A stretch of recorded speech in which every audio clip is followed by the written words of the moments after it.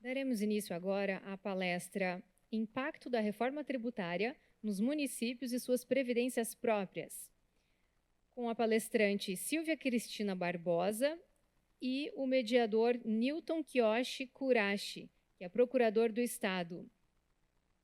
Simultaneamente, também teremos a Comprev como ferramenta de equilíbrio financeiro, estratégias, recuperação de receitas e fluxos operacionais, com o Luiz Carlos Brenha e o mediador Gustavo Pereira.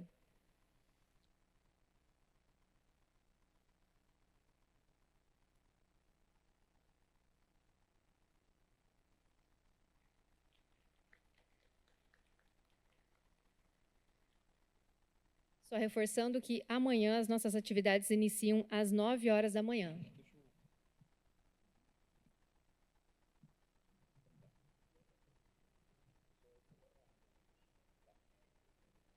Boa tarde a todos. Antes de qualquer palavra, eu agradeço o convite ao Michel Morrison e já aproveito para parabenizar pela realização deste evento magnífico, né, grandioso, que trata de um tema tão atual e tão relevante como a Previdência. Eu quero cumprimentar também todos os servidores estaduais, na pessoa do meu amigo João Ricardo de Oliveira, da GEPREV, e também os demais presentes, servidores municipais, estaduais, federais e empresários, enfim, todos aqueles ligados à Previdência, em nome do meu amigo aqui, Ademir. E já inicio dizendo o seguinte: tema mais importante e atual que esse não existe. Juntou dois temas importantes, né, doutora Silva? A reforma tributária e, agora, essas inúmeras reformas previdenciárias que nós tivemos, e chegamos aí nesse desafio total, né, que é manter o regime de previdência, o equilíbrio atuarial, e, enfim, né, o pagamento aí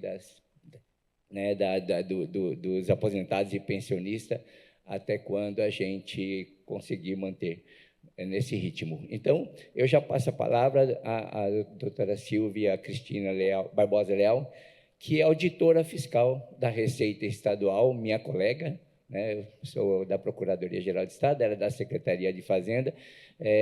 A Silvia é uma referência aqui no Estado, né? E trabalha lá na coordenação de apoio à administração tributária. Então, já passo a palavra, Silvia, com prazer, para que todos aproveitem esse momento tão importante. Obrigada, doutor Nilton. Boa noite a todos, né? Já estamos no final do dia. Eu vou falar hoje para vocês mais em relação à reforma tributária. Vocês todos aqui são muito mais especialistas em previdência do que eu. E eu vou tentar trazer para vocês o que a gente visualiza de impactos que a reforma tributária pode trazer para as previdências, né? Obviamente, a previdência, seja ela privada ou regime geral, regime próprio, ela tem dois vetores básicos, né, que a gente precisa ter: uma base de contribuição ampla, né, todos contribuindo, os vínculos previdenciários, então empregos formais, e a gente precisa ter equilíbrio entre os ativos e os inativos, porque sem esse equilíbrio, o que acontece? O sistema ele vai enfraquecer e a gente vai ter um déficit contributivo e, consequentemente, não vai conseguir, o ente não vai conseguir fazer os aportes necessários aí para pagar os inativos, né? E a gente tem aí pelo caminho a reforma tributária. O que a reforma tributária ela se propõe, né? Tanto da proposta original quanto do que ficou agora finalmente aprovada. Ela prevê aí a não cumulatividade plena, né? Uma apuração de impostos centralizadas, a utilização total de créditos. Então, o que isso significa? É uma mudança muito grande em relação ao que a gente tem hoje. Hoje, a gente tem a apuração do ISS separado, o ICMS separado, tem os tributos federais. Então, cada imposto é pago para cada ente, o crédito de um imposto não se compensa com o outro, tem muitas aquisições que não dão direito a crédito, por exemplo, bens de uso e consumo, as empresas não podem se creditar, e a reforma tributária muda tudo isso. Então, com essa não cumulatividade plena, as empresas vão poder utilizar todos os créditos e tudo vai ser compensado numa conta só. E o que significa? Significa um valor a pagar de impostos menor, obviamente, né? Então, já começa por aí um problema em relação à receita, né? Aí a gente tem também uma mudança do ambiente empresarial, porque as empresas vão ter que se adaptar a esse novo sistema. Tem as vantagens, mas também tem as desvantagens, porque as empresas elas vão ter que se adaptar em relação a fluxo de caixa, porque com a reforma, e principalmente com o split payment, o pagamento dos impostos ele vai ser feito no momento do pagamento da mercadoria, do bem. Então, o empresário ele não vai receber o imposto e depois, no mês seguinte, fazer a apuração e pagar o tributo posteriormente. Isso já vai ser descontado do valor que ele vai receber da venda. Então, ele vai ter um fluxo de caixa menor. E também ele vai ter que saber formar preço, vai ter que ter um trabalho muito grande de informação de preço para ele não ter prejuízo. E, normalmente, as empresas elas não estão acostumadas a fazer isso. Então, isso o que pode ocasionar? Pode ocasionar uma menor formalização de empregos, uma pejotização, e tudo isso gera um recolhimento menor, gera, talvez, os vínculos, né, formais de trabalho. Também a gente vai ter uma mudança na arrecadação. Então, todo mundo vai perder? Não. Alguns vão ganhar, outros vão perder, se comparado à receita que todos têm hoje, né? Porque eu vou mostrar para vocês mais à frente como é que vai ser o recebimento dos impostos quando o IBS entrar em vigor realmente, que vai ser durante o período da transição. Então, a tendência é que alguns entes vão ter uma diminuição de arrecadação e, consequentemente, se esse ente não se planejar, ele não vai conseguir, vai ter mais dificuldade de honrar lá os aportes que ele precisa fazer no sistema próprio, no regime próprio.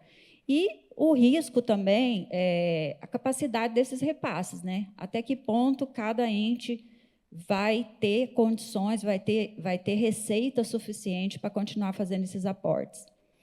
Então, a reforma tributária ela não tem um impacto direto nos regimes próprios, mas ela tem vários impactos indiretos. Tá? Então, a gente tem aí um cronograma de implementação da reforma tributária. Esse ano, a gente está no período de teste. Tá? Esse ano, para o IBS, esse e o próximo ano serão 2 anos testes. Para quê 2 anos testes? Para saber qual é a alíquota de referência que vai ter que ser fixada. Qual percentual precisa ser estabelecido para que a receita global dos estados e municípios, todos em conjunto, chegue ao mesmo patamar que a gente tem hoje. Então, esse teste, como é que funciona? As empresas elas estão destacando ali um valor de 0,5, né? É um valor que, por enquanto, ainda não é distribuído, para poder fazer esse cálculo e mensurar quanto será necessário de alíquota. Tá? Então, hoje, a gente não sabe qual vai ser a alíquota de referência necessária. Em 29, começa o período de transição. Essa transição ela dura 4 anos. Nesse período de transição, nós vamos ter, incidindo na mesma operação, ICMS, ISS e IBS. Então, uma parte da operação, um percentual do valor da operação ou do serviço, ele vai ficar sujeito a ICMS ou ISS, dependendo do caso, e a outra parte vai ficar sujeita a IBS. Então, durante esses 4 anos, a gente vai conviver com os 2 sistemas. E, durante esses 4 anos, a arrecadação, tanto de ICMS para os estados quanto do ISS para os municípios, ela vai diminuir. Por quê? Porque a base de cálculo vai diminuir, porque uma parte vai ser tributada pelo IBS, e essa parte que é tributada pelo IBS, ela vai passar pela sistemática de distribuição, que eu vou trazer aqui para explicar para vocês. E 2033 estão extintos o ICMS e o ISS e passa a valer apenas o IBS. Tá? Aí, vamos falar de municípios. Tá? Como é que vai funcionar? Em relação à cota parte, não houve mudança no percentual. Então, como é que é hoje? Os municípios eles têm direito lá à cota parte do ICMS. Essa cota parte ela é distribuída observando um percentual mínimo, né, que é estabelecido na Constituição, e o restante, cada estado editou a sua lei dizendo quais seriam esses critérios. Para o IBS é diferente. Para o IBS, a própria lei já trouxe o critério e os percentuais. Então, o que a gente vê aqui? Uma mudança de critérios na distribuição, no cálculo dessa cota parte. 80% do valor vai ser distribuído de acordo com a população de cada município. E por quê? Porque o IBS ele é um imposto que incide sobre o consumo. Ele é arrecadado na origem, mas a distribuição da receita ela é feita de acordo com o consumo de cada município. Então, os municípios que têm maior população vão passar a ter um percentual maior do valor do imposto, do IBS. Quanto mais consumo, maior é o percentual, diferente do que é hoje, porque hoje a gente olha para o IPM, que não é necessariamente consumo, não é população. Então, a gente já tem uma mudança aqui. Cada município, obviamente, vai ter que fazer o dever de casa e começar a fazer suas projeções. Qual é o meu potencial de arrecadação? Né? Como o IBS ele engloba ICMS e ISS, então, a parte que hoje os municípios arrecadam de ISS, ela vai estar incluída dentro do IBS. Então, vai ter uma alíquota, o IBS tem uma alíquota que é composta pelo percentual do município mais o percentual do Estado. Cada um vai ter liberdade de fixar a sua alíquota.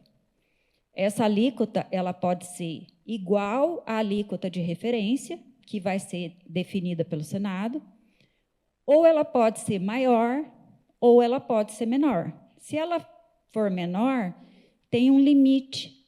Ano a ano tem um limite percentual que o município ele tem autonomia para reduzir. Tá?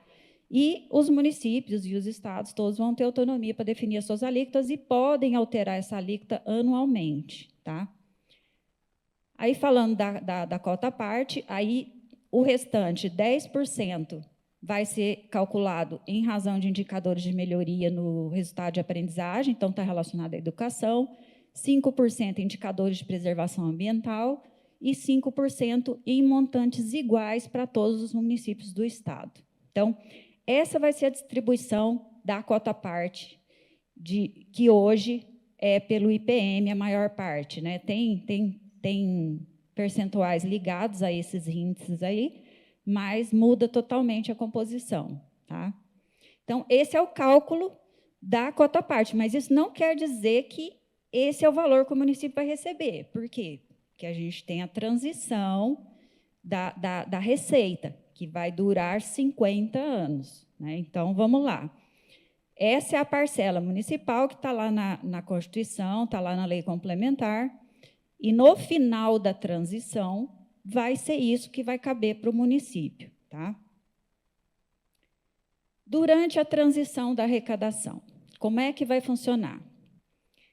Durante esses 50 anos, a transição do imposto para o outro vai demorar 4 anos. Porém, a transição da distribuição da arrecadação vai durar 50 anos. Por quê? Para que todos os estados e municípios tenham um tempo hábil para se adequar à sua nova realidade de receita. Então, tem estados e municípios que vão ter que encolher, que vão ter que diminuir a máquina, vão ter que diminuir folhas, e isso leva tempo, isso leva anos. Então, outros não, outros vão ter um aumento significativo de receita própria, olhando para o consumo. Tá? Outra diferença, hoje cada município arrecada o seu ISS, o Estado arrecada o ICMS e repassa a cota à parte. No IBS, nem Estado nem município vai arrecadar mais. Toda a arrecadação vai ser feita pelo comitê gestor. Então, o contribuinte não vai mais lá no CAR pagar um documento de arrecadação municipal ou estadual. O contribuinte vai recolher para o comitê gestor. Nos casos em que tiver implementado o split payment, que é a retenção do imposto já pela instituição bancária, também esse valor do imposto vai ser repassado para o comitê gestor. E esse dinheiro que vai ficar sendo arrecadado pelo comitê gestor, ele só vai para a distribuição quando houver o consumo, quando um consumidor final comprar o produto. Então, se eu vou lá hoje, compro uma televisão, esse valor do imposto da televisão, ele vai ficar separado como um valor que já precisa ser distribuído para o Estado do Mato Grosso do Sul e cidade de Campo Grande, município de Campo Grande. Então, toda essa cadeia de comercialização de bens e serviços, o valor só vai ser distribuído quando for prestado ou vendido para um consumidor final. Tá?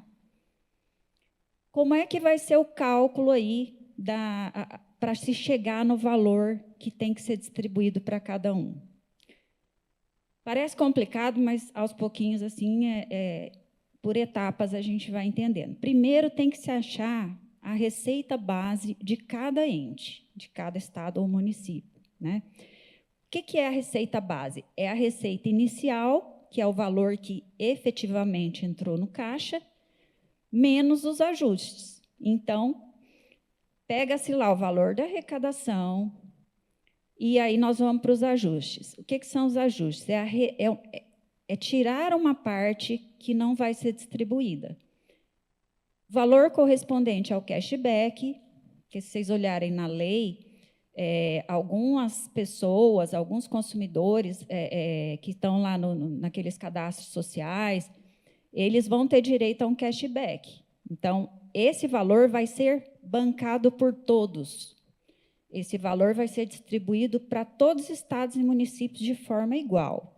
Então, o valor do cashback que precisa para pagar esse mês é 2 bi. Então, o comitê gestor vai tirar desses 2 bi da arrecadação. Depois vai ser feita a distribuição.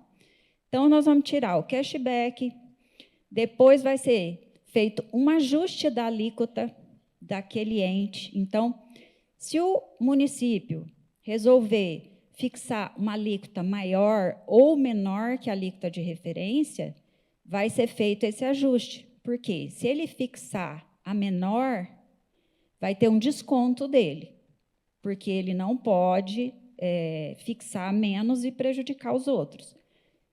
Se ele fixar a maior, isso também é separado do bolo, por quê? Porque esse valor pertence a ele especificamente, e não ao bolo da distribuição. Tá? Depois, vai ser retirado o valor que vai ser distribuído lá para os créditos presumidos, concessão de créditos presumidos, porque foi criada uma figura dos produtores rurais, que não são considerados contribuintes, e transportadores autônomos também. Então, essas pessoas, produtores rurais, que faturarem até 3,6 milhões por ano, eles não são considerados contribuintes. Então, eles não têm que recolher IBS, só que eles também não vão utilizar créditos. Então, ele pode optar por ser contribuinte. Se ele não optar, quando ele vender para uma empresa, essa empresa vai ter direito a um crédito presumido. Tá? Então, esse crédito presumido também tem que ser bancado pela arrecadação total. Então, desconta os créditos presumidos. Depois vai ser tirada aí uma acréscimo, vai ser incluído esse IBS que foi extinto para os produtores rurais e transportadores. Por quê? Porque quando eles compram, se eles fossem contribuintes, eles teriam direito a esse crédito. Eles não vão se creditar, porque eles não são contribuintes, então esse valor desse crédito que eles não utilizam também é receita do ente, tá? E também vai ser feito o acréscimo dos valores arrecadados a título de multa, juros de mora. Então, depois de todos esses ajustes, vai se chegar numa receita base. Então, a receita que vai ser destinada para cada estado, município, cada ente, ela corresponde ao produto da arrecadação do IBS com base na alíquota de referência. Por isso que precisa desses ajustes da alíquota aí, para quem fixar a alíquota maior ou fixar a alíquota menor. Tá? Outra coisa também que eu preciso falar para vocês é que, assim, da arrecadação global, existe, na lei complementar, se vocês forem olhar, tem a previsão de retenção de uma parte para custeio do comitê gestor. Então, do bolo total nacional de arrecadação, tem um percentual que é destinado ao comitê gestor, tem um percentual que é destinado aos programas de educação fiscal. Então, tem algumas previsões de valores que vão ser retidos também para ficar no comitê, ou para custear o comitê, ou para utilizar nesses programas. Depois de toda essa conta que for feita, aí a gente vai para a retenção e distribuição. Aqui a gente já vai chegar ali no como que é feita essa conta de distribuir esse dinheiro. Então, nós temos aqui então, os 50 anos. Como que isso vai acontecer durante 50 anos? De 2029 até 2027, desse bolo total de arrecadação, aí tem uma distribuição de 29 a 32, que é durante o período da transição, 20% vai ser distribuído para o ente que houve o consumo. Então, se eu comprei a televisão aqui em Campo Grande, 20% desse valor virá para Campo Grande. Os outros 80% vão para um bolo que vai ser distribuído entre todo mundo, de acordo com outro critério. Em 2033, essa proporção muda. Então, se eu comprar essa televisão em 2033, 10% do imposto vem para Campo Grande e para Mato Grosso do Sul. 90% vai para o bolo, para ser distribuído por outro critério que não o do consumo. Tá? E, a partir de 2034 até 2077, que eu não sei nem se a gente vai estar aqui mais, isso vai diminuindo gradativamente 2% ao ano. Até esse bolo que vai ser distribuído, ele vai diminuindo, diminuindo, diminuindo, e o critério do consumo vai aumentando. Então, quem tem bastante população, bastante consumo, a cada ano o seu bolo próprio fica maior. E quem tem pouca população, que está recebendo o ressarcimento do bolo, a cada ano esse valor diminui, e ele vai ficando só com a sua receita própria. Então, a tendência é que municípios que tenham pouca população, esse valor de receita ele vai diminuindo ano a ano, tá? Até ficar só com o que realmente foi consumido dentro do município. Tá? Então, todos os municípios eles precisam começar a se preparar para isso, a fazer essa conta. Quanto será a minha receita daqui a 10 anos? Quanto será a minha receita daqui a 20 anos? Quanto será a minha receita daqui a 30 anos? Eu sei que é complicado quando a gente tem mandatos, né, que mudam a cada 4 anos. É difícil você pensar a longo prazo, mas os administradores terão que fazer esse exercício, sob pena de quebrar não só o regime de previdência, como também o próprio município. Né? E aí, esse valor do bolo, como que ele vai ser distribuído? Porque eu tenho aquele percentual ali que vai ser distribuído pelo consumo. E o resto do bolo? Esse bolo grande, que no início é grande, ele vai ser distribuído de acordo com o coeficiente de participação de cada ente. E como é que nós vamos chegar nesse percentual do coeficiente de participação? Nós vamos pegar a arrecadação em relação a municípios. a arrecadação que o município teve de ISS, mais o valor que foi repassado de ICMS no período de 2019 até final de 2026. Então, nós vamos pegar toda essa arrecadação que o município teve nesse período de ISS mais ICMS e nós vamos ver quanto esse município participou no bolo global do Brasil inteiro. Então, qual o percentual? Nós, Mato Grosso do Sul, nós temos o nosso estado, ele tem um percentual baixo, diferente de São Paulo, que tem uma participação imensa na arrecadação nacional. Então, o nosso coeficiente vai ser bem menor. Cada município vai ter um coeficiente, e esse percentual ele é fixo, e ele vai valer se ninguém mudar a Constituição, né? Porque nunca pode se duvidar de nada. Mas, atualmente, o que a Constituição diz é que esse percentual ele vai ser fixo durante esses 50 anos. Então, se o percentual do município é 0,5, ele vai receber 0,5 desse bolo durante 50 anos. O problema é que esse bolo vai diminuindo. Cada vez, todo ano, esse bolo diminui 2%. Então, até ficar só com a arrecadação própria. Tá? Então, basicamente, assim, de uma forma bem generalizada, a distribuição vai ser feita dessa forma. Tem várias regras relativas a vários tipos de serviços. Por exemplo, pedágio tem uma regra própria. Planos de saúde tem uma regra própria. Tem vários tipos de serviços que têm um regramento próprio. Mas, como regra geral, essa vai ser a metodologia de distribuição da arrecadação do IBS. Tá? Alguns vão ganhar, por exemplo.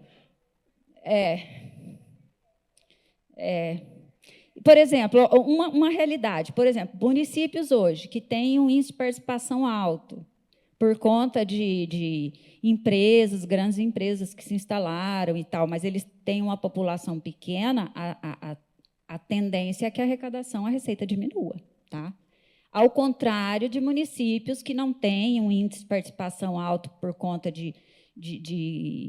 econômico, por razões econômicas, mas tem uma grande população, né? Campo Grande, por exemplo, é um município que provavelmente vai ganhar, porque tem uma grande população e, ao longo dos anos, o índice de participação diminuiu. Então, vai acontecer essa mudança, tá, gente? Então, em relação aos administradores e os reflexos para os regimes de previdência, eu coloquei como ponto de atenção porque hoje a gente não tem certeza de nada. A gente não sabe qual vai ser a alíquota de referência ainda.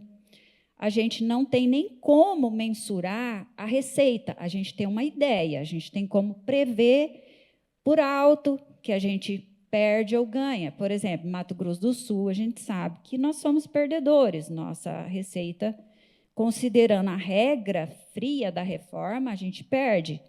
Porém, existem muitos fatos geradores que hoje não existem, que são novos, e a gente não conhece ainda o potencial arrecadatório desses novos fatos. Por exemplo, aluguéis vão ser tributados pelo IBS, venda de imóveis vão ser tributados pelo IBS, serviços financeiros.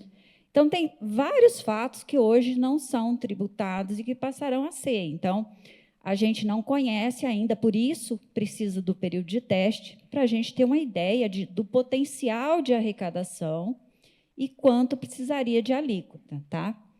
Então, para as prefeituras e regimes que têm regime de previdência própria, que no nosso estado é um percentual alto, considerando o Brasil, eu coloquei como pontos de atenção aí, que eu vislumbro, né, possíveis alterações no valor das receitas municipais. Então, as prefeituras precisam começar a monitorar e fazer uma projeção, um planejamento de longo prazo, para ver se vai ser possível continuar arcando, né, com esses aportes.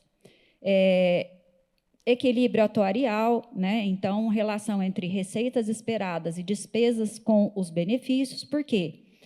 Porque um município que ele vai ter uma diminuição de receita, provavelmente ele vai parar de fazer concurso, ele vai parar de contratar, então ele vai ter uma diminuição de ativos, trabalhando e contribuindo, o que prejudica o equilíbrio atuarial. Então, o município ele precisa ter isso como um ponto de atenção.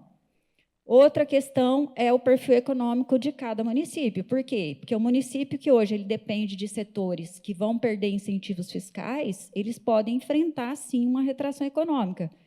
Porque, a partir de 2033, nenhuma empresa mais pode ter incentivo fiscal.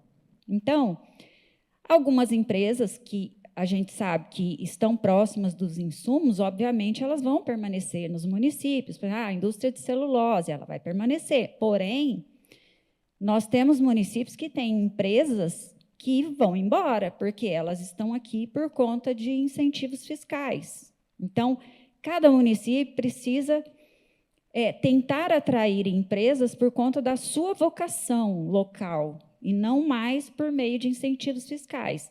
E, se acontecer de empresas que vão perder os benefícios de essas empresas irem para outro local, vai ter também uma retração econômica no município e, obviamente, também diminui a arrecadação em função do consumo.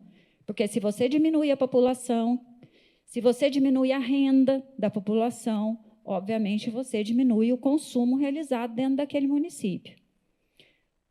Aí, outro ponto também, a base de servidores ativos, contribuintes, né? Sempre ter essa percepção se os contribuintes ativos ali, os servidores ativos, eles estão numa proporção razoável, porque senão vai cada vez mais aumentar o déficit, né, do regime, e potenciais aumentos de alíquotas sobre o setor de prestação de serviço, que podem aumentar os custos contratuais aí dos institutos de regime de previdência. Por quê? Na reforma tributária, que a gente já sabe, o setor mais beneficiado é o industrial. Por quê? Porque eles vão ter crédito pleno, coisa que eles não têm hoje, eles têm grande volume de créditos. Então, para o setor industrial, a reforma é muito benéfica. O setor comercial, varejista ou atacadista, ele fica ali no intermediário.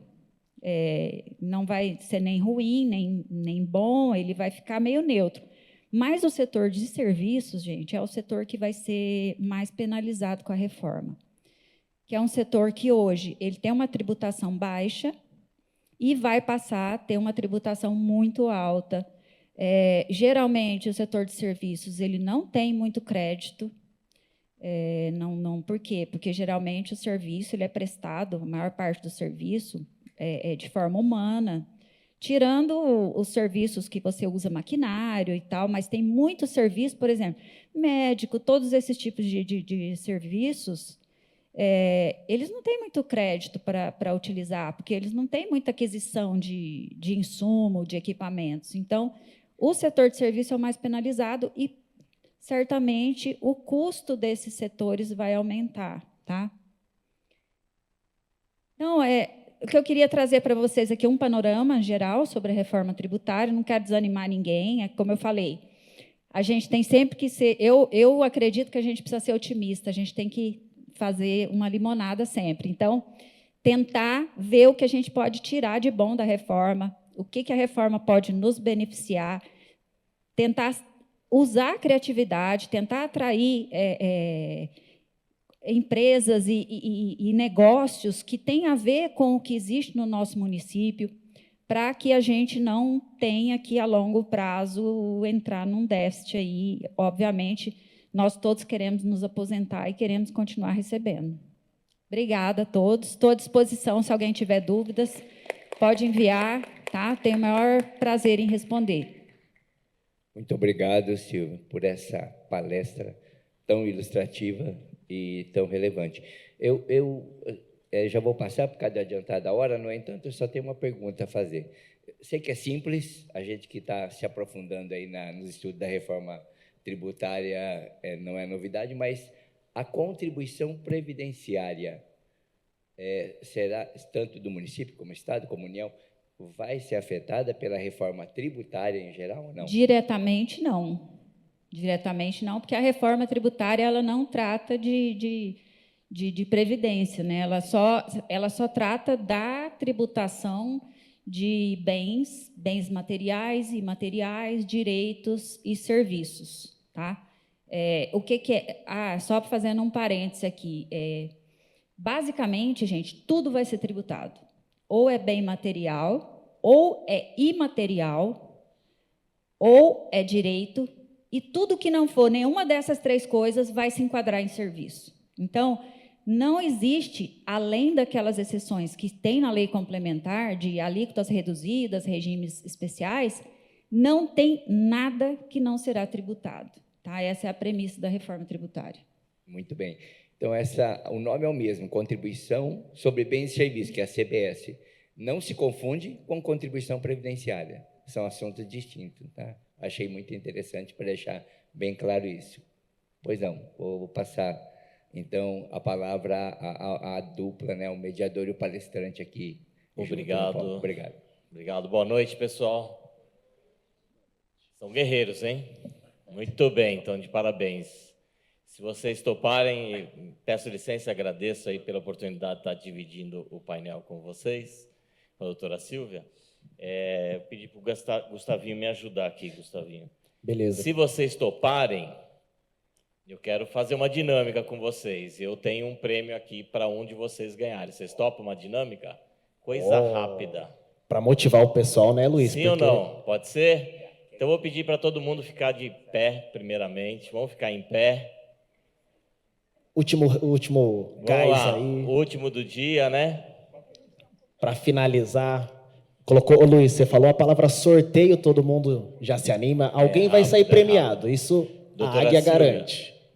Fique à vontade, doutora Silvia. A senhora está com compromisso? Isso? Então, apresentei a doutora Silvia, por gentileza. Acho que ela merece, com todo respeito. Com certeza.